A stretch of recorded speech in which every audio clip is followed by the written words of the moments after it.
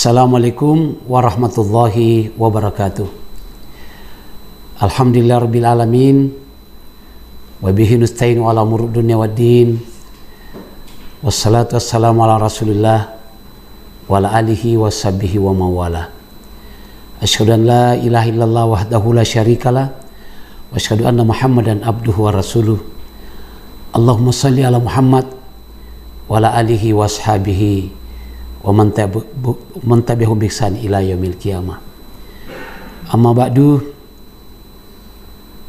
para pemirsa, kaum muslimin dan muslimat dimanapun Anda, kami dan kita berada, alhamdulillah kita bersyukur kepada Allah Subhanahu wa taala di mana kita semua dengan harapan yang sama menyambut kedatangan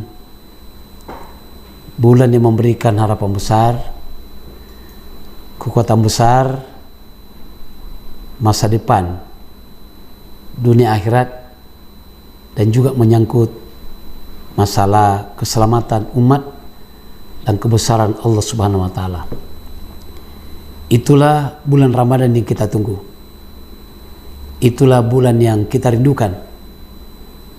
Dan tidak hanya oleh umat Islam merindukan ini, tapi semua umat manusia di permukaan bumi ini merasa tenang, merasa berkurang beban bumi disebabkan oleh karena perilaku orang berpuasa mengantarkan orang untuk satu, dekat dengan dirinya, memanfaatkan alam sebagai manusianya, apatah lagi dekat dengan Allah Subhanahu wa taala.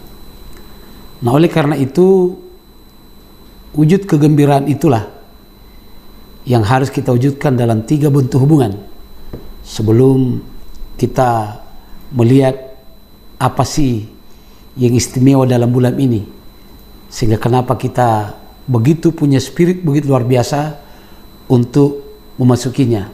Tentu ada jawaban Allah dari pertanyaan kita selama 11 bulan tentang persoalan yang kita hadapi di bangsa kita, bahkan di dunia ini. Maka insya Allah Ramadan datang untuk memberikan solusi atau jawaban pasti. Tidak jadi jawaban pasti dalam artinya dia datang sebagai bukti dan tidak membawa namanya ilusi apalagi halusinasi. Yang dimaksudkan bahwa 3 hal yang terjaga dan terpelihara dan harus betul dijaga. Yang pertama adalah hablum minallah. Bukankah kita rasakan betul bahwa ketika tersumbat hubungan kita dengan Allah Subhanahu wa taala, maka kita juga sulit untuk menemukan jawaban tentang apa yang kita hadapi. Karena kebutuhan paling mendesak dewasa ini oleh penduduk bumi ini ada, dia butuh kasih sayang Allah Subhanahu wa taala. Dia butuh sesuatu yang diharapkan dari Allah, kehidupan, ketenteraman, ketenangan, masa depan. Allah semua yang menentukan. Tapi sayangnya banyak manusia lupa dalam hal ini. Kemudian yang kedua adalah hablum minan nas. Nah, bukankah gesekan-gesekan terjadi ini adalah karena kepentingan-kepentingan tertentu? Betapa banyak kita semua mengharapkan jawaban itu karena ada keterikatan antara masyarakat dengan pemimpin. Tapi kadang ada lupa bahwa ketika mereka mendapatkan amanah yang dipilih oleh rakyatnya, tapi dia lupa akan rakyat itu sendiri. Karenanya disinilah puasa hadir sebagai kekuatan sosial, energi sosial, di mana diarahkan orang bahwa berpuasa adalah menenggelamkan hal bersih pribadi, kesetaraan di sisi Allah Subhanahu wa taala.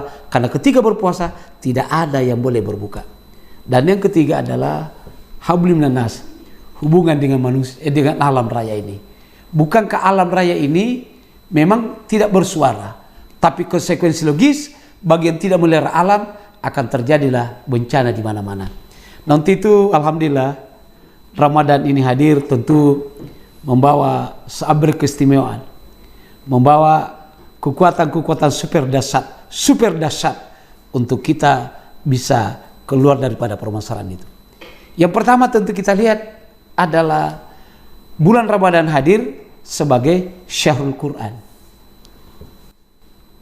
sebagai bulan Quran.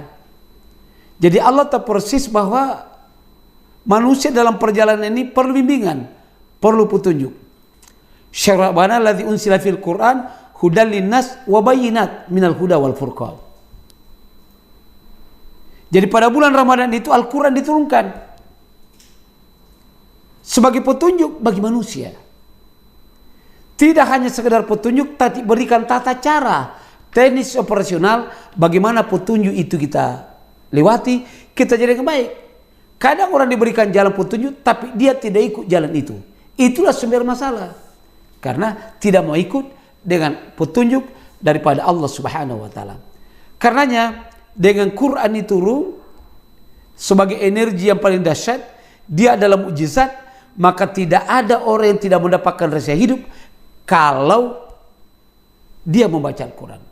Dia akan menemukan kesempurnaan hidup kalau dia dekat dengan Al-Quran. Maka petunjuk-petunjuk Allah kemudian wabayinat minal huda, dan itu adalah keterangan akan petunjuk itu, maka kita sebenarnya tidak akan pernah keliru dalam perjalanan ini. Tidak pernah ada kegelisahan, kesusahan di dalam menapaki hidup ini, dalam berkepemimpinan, dalam bermasyarakat, dalam memakmurkan bumi. Semua itu ada petunjuk-petunjuk Allah Subhanahu wa Ta'ala. Dan di dalamnya lagi adalah wal furqan. Itu pembeda, artinya kan bisa bedakan mana hak, mana batil itu. Nah, kadang-kadang kalau nafsu sudah berkuasa, ingin sesuatu yang lebih, maka dia dengan cara apapun dia langgar aturan-aturan Allah Subhanahu wa Ta'ala, yang toh pada akhirnya mereka juga tinggalkan apa yang dikuasainya. Semua apa yang ada dalam raya ini, diri kita, istri kita, jabatan kita, harta kita, semuanya akan kita tinggalkan. Maka yang paling hebat itu, bahwa ketika Allah berikan Furqan, kita letakkanlah sesuatu pada tempatnya. Hak masyarakat, hak pemimpin, hak alam, kita serahkan. Sebab petunjuk itu benar-benar menjadi kekuatan super dahsyat dalam kehidupan kita. Inilah istimewanya Ramadan ini. Karenanya mengajak kepada pemirsa semua bahwa tidak ada pendekatan yang paling nikmat di dalam kehidupan ini. Dan tidak ada hidangan yang paling nikmat di hadapan Allah Subhanahu wa Ta'ala adalah Allah telah menghamparkan Al-Quran sebagai sesuatu yang bisa mengantarkan kita untuk bisa membedakan dunia dan akhirat.